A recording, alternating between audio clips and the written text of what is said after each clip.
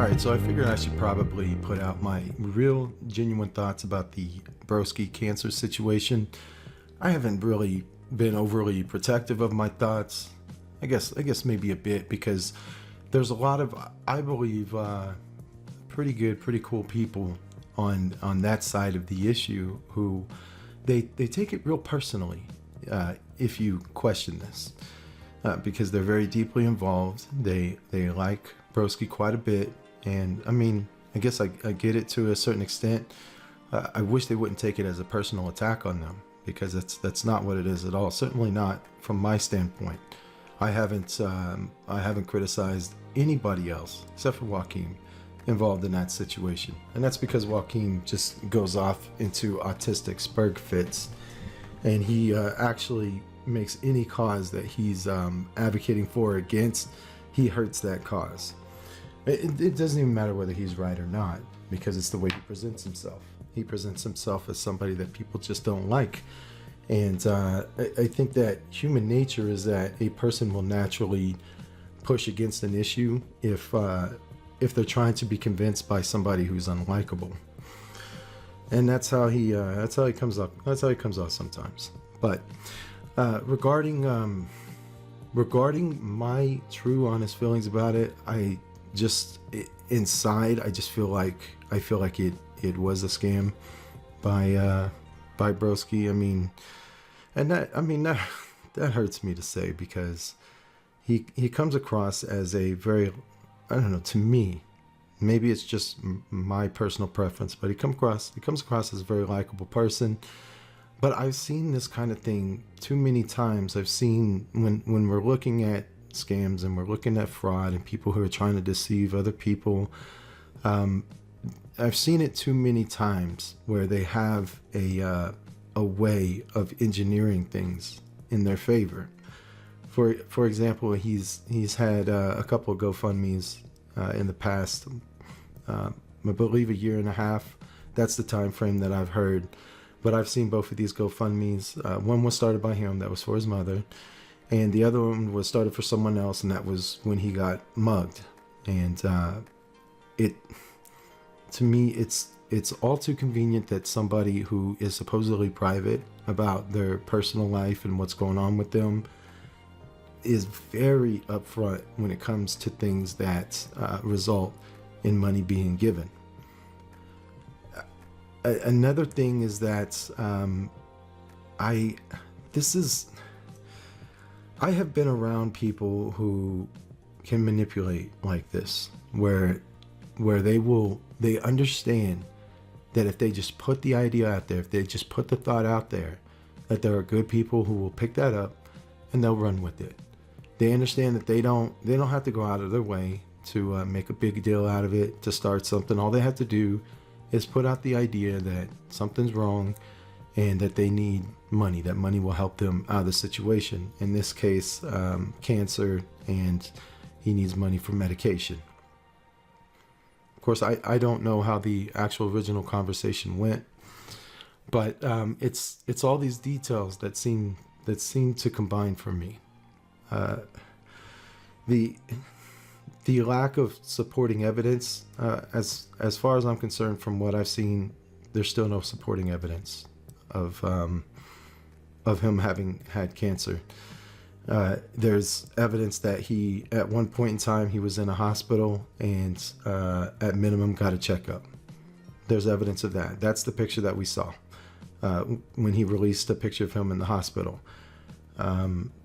He released another picture, a selfie, soon after he had gotten out of the hospital.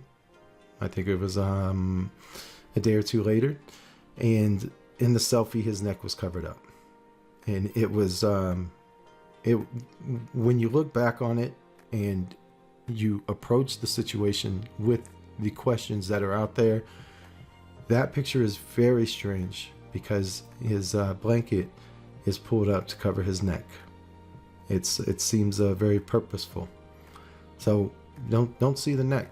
And then there's the last picture, the one of the surgery wound, which it's just the most bizarre looking wound ever, really.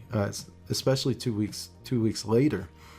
the splotchy. It's not even really splotchy. It's just ragged redness all over. Is really, it's really bizarre. From the picture, you can't tell that there is even an actual incision, because there's just red everywhere. The red mark appears to be, I don't know, upwards of 1.5 inches wide, and maybe 3 to 4 inches long. And it's just very unusual. It looks like he either scraped himself up really good, or like he's using makeup. And I have heard from and seen comments, many comments from people in the medical profession. I'm talking nurses, I'm talking surgeons and doctors, who say that they have never personally seen a surgical wound that looked like that 2 weeks later. They've never seen that. There's a lot of them. And I mean, we saw a picture on the live stream that I did of a person who had the exact same surgery, and the wound was completely different. The stitches had been removed, and you know, let me shed some insight on that as well, on the stitches and the claim that there was infection. For one thing, the stitches should have been removed by then, but you know, I'm not a doctor, so but 2 weeks with stitches, it's an excessive amount of time. The picture that was shown of the other person, stitches were gone. It looked like it was healing quite nicely. It was a nice clean scar that would be forming there. Another thing, people who go through surgery like that, they have cancer, their immune system is really compromised. If they get an infection, they have to go back to the hospital. They have to go through more rounds of antibiotic treatment. There were people in the medical profession who said that someone with a condition like that should immediately, if that was from infection, should immediately go back to the hospital and get taken care of, because they're practically on death's door. So bottom line, end of the day, when approaching this situation, it's so strange and odd for so many different reasons. I've had different theories as to how it came about. The theories that I put out there apply some sort of goodwill to Broski, in that maybe he was actually going for a biopsy and the situation got away from him. Or maybe it was just assumed he had cancer, and again, the situation got away from him. Because from what I've heard, all he said was that he was sick. He was sick again. So if a lump had been discovered, then and it hadn't been tested yet, then that's conceivable as a reason for why he would say, oh, I'm sick again, and without outright saying I have cancer. I mean, it's conceivable for me. But you know, that's where we fall. This is what I said in the last live stream. There's not going to be anything else that comes from this. If Broski is smart, regardless of whether it's legitimate or not, if he's smart, he won't release anything else, because it really won't ever end. It'll either I don't know, it'll either get much worse, or it'll just contribute to all kinds of speculation. And I don't know what else he can release at this point. What he has released to me has been pretty definitive in how strange it is for me that I don't know, deep down I believe that the entire thing wasn't legitimate. I mean, if I had to put money on it, I would say no. I don't think that this was a legitimate cancer surgery, and I don't think that the money raised was used for what he has purported that it would be used for, except for maybe the computer. I mean, probably the computer, but anyways, there we go. There's my my super secret thoughts to all. Well, last I checked, 7 subscribers. That'll probably go up. I don't. I guess in some ways I like the idea of having a small channel because I can just say what I want. It's not gonna make a huge impact. There was a certain point where I crossed over, I guess, in as far as the reach that my videos have and how far my message got out, where everything I said made just this ridiculous outsized impact on whatever you want to call this community or whatever.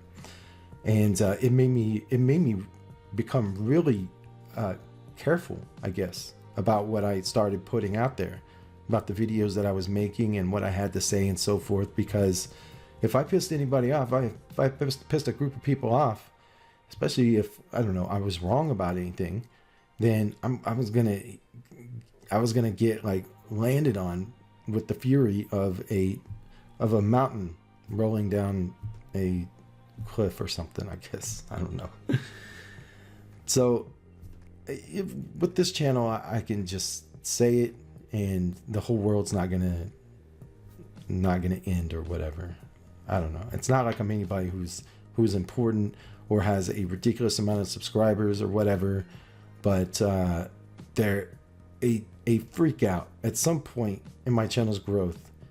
A freak out possibility began when I would, if I would say this thing or that thing or the other thing, and the Broski thing is the latest thing. I guess it's a good thing. It weirds me out that my words have this kind of an impact on people or on a situation, because I mean, I will probably always see myself as just a guy with the phone who talks. Even though I'm not on a phone now, I have a pretty good mic, but I'm always just going to be a guy who is just talking and saying what I think. And it's amazing how words can affect situations. So anyways, hope you enjoyed the video. I hope you're liking my brand new, my shiny brand new channel, where I get real controversial. I get into the seedy underbelly of Thomas Ellington. I don't even understand why people would follow a channel where I just give my thoughts on random things. But you know, I guess that's how the world works, and I guess that's okay. There's not really a reason for me to be doing it, I guess, if people aren't going to be listening. So at any rate, if you enjoyed the video, please give it a like, subscribe, thumbs up. I'll see you in the next one.